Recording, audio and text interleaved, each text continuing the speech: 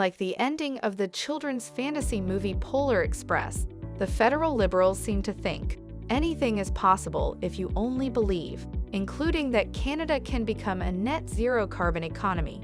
Unfortunately, we live in an adult world governed by facts, not fantasy. And as all adults know, our world is currently teetering on an energy shortage. This is partly because of a long history of animosity towards the oil and gas sector by activists promoting an unworkable environmental, social, and governance agenda. But now the Russian invasion of Ukraine has created an immediate crisis that is causing gas prices to spike. The problem is twofold. The cost of living is rising in the free world, and paying those new higher prices is fueling Russia's war machine.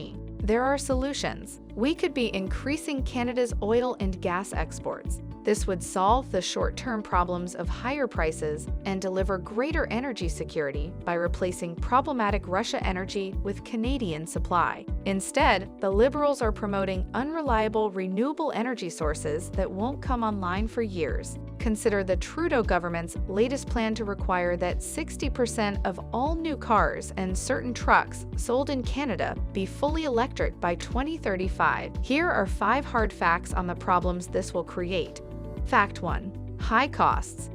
The government is planning to subsidize this vehicle transition with subsidies of $5,000 per car, but replacing just 1 million of the 24 million gas-powered cars in Canada will cost the government $5 billion. Fact 2. Revenue needs. As the government subsidizes the sale of electric vehicles, it is ignoring the fact it will have to replace the $22 billion a year earned by all levels of government in fuel taxes. Fact 3. Grid stress. If every Canadian drove an electric vehicle, the resulting energy use would exceed current household consumption by 25%. We simply can't generate enough electricity to run all these new vehicles.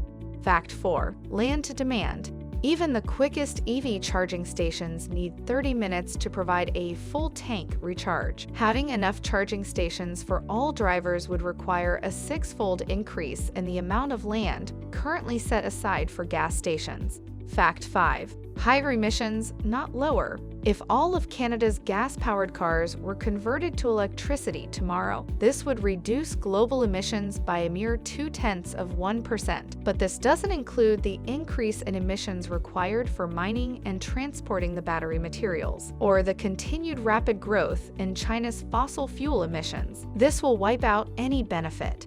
Get the full facts on Canada's energy fantasy in Hard Facts Puncture, Inflated Anti-Fossil Fuel Fantasies by Gwyn Morgan, only at c2cjournal.ca.